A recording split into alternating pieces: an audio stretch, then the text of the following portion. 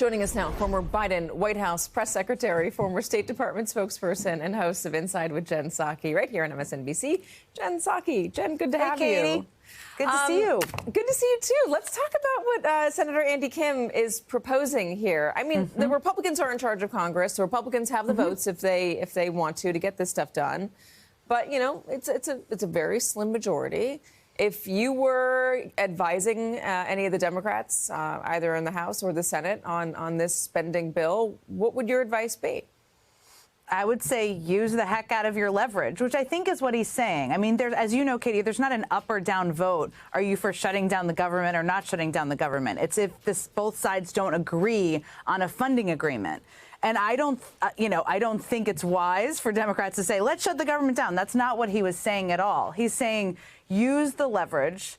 The Republicans have such a slim majority, as you said. They need to use every element of leverage they can in the minority. And this is an important thing, I think, for people to understand who are frustrated with the Democrats. I think sometimes justifiably that they want to see them doing more. When you're in the minority, you have to be very creative. And this is one of the ways to use leverage. How far do you push it? Because the Republicans under Donald Trump have shown they've got one mission and one mission only, and that is to please Donald Trump. So if Donald Trump draws a line in the sand, you can argue right now, at least, that Republicans are not going to cross that. And if Democrats aren't going to cross it, you could be in for a stalemate, and a lot of federal employees, the ones who haven't taken the buyout, are suddenly not getting a paycheck.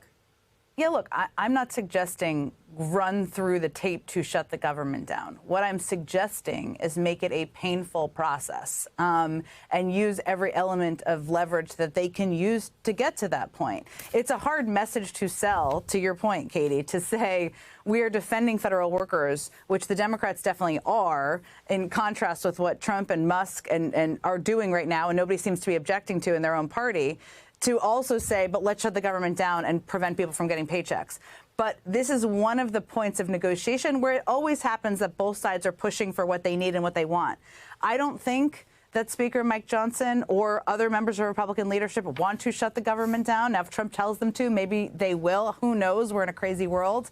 But I think this is a point of leverage that they should use, and it isn't always one that the minority always uses. The Republicans do, but the Democrats don't always, because they're usually better actors than that. I'm curious about the larger Democratic role here and strategy going forward. It has only been a few weeks since Donald Trump was inaugurated. I think it's a lot to ask for a coherent plan of action from all the Democrats and a fierce leader to stand up against Donald Trump. Obviously, it's different from what we saw in 2017. The election was different. And also the approval numbers for Donald Trump this early on are much different. CBS has a poll out today that shows he has a 53% overall approval rating. That's fine. It's historically fine. But when you look into the specific numbers about his campaign promises and whether he's doing them, 70% say, yeah, this is what he promised to do in the campaign, and that's what he's doing it. 69% describe him as tough, 63% energetic, 60% focused, 58% effective. I mean, if you're Donald Trump and you're reading these numbers, you're going to be pretty happy with your first few weeks in office.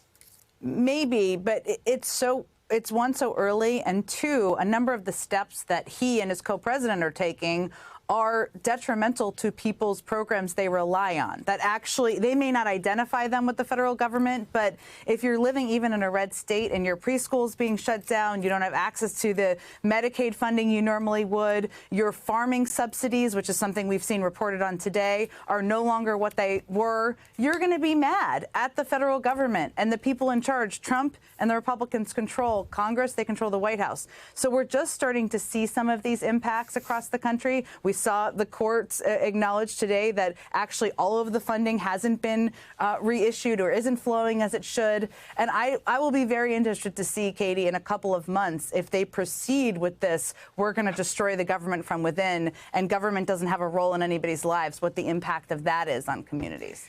Let me ask you about strategy, broader Democratic strategy. There are a lot of different analyses on why the Democrats lost. One of them that I thought was pretty spot on from my conversations with folks out there was that they were seen as defending the status quo.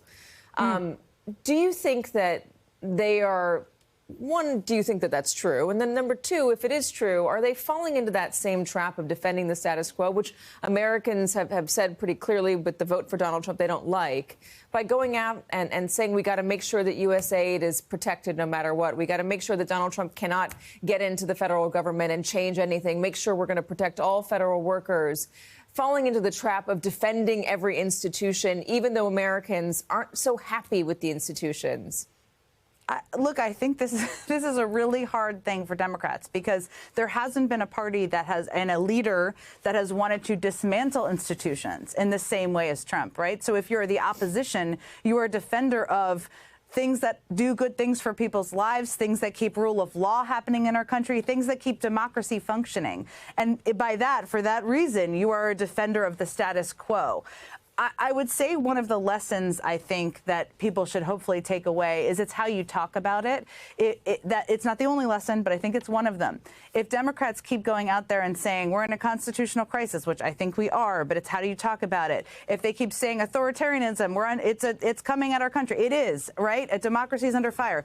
What does that have to do with people's lives? How does it impact people sitting at home, just trying to get through the day, just trying to pay their bills? And I think that connection sometimes it becomes a little academic, and it needs to be a little bit more real talk about how people converse about these issues. And that's one of the ways you stop defending just the institutions. You're defending what the institutions do for people's lives. And that's a transition that needs to be made, I think. Academic, abstract, all those things. Jen Psaki, thanks so much for joining us. Thanks, Katie. And you're on because we want to mention something really cool that you're doing. You've got a brand new podcast talking about this very thing. This exact thing. We all spend so much time, Katie, as we should, talking about Trump and what Trump's doing and how it impacts people.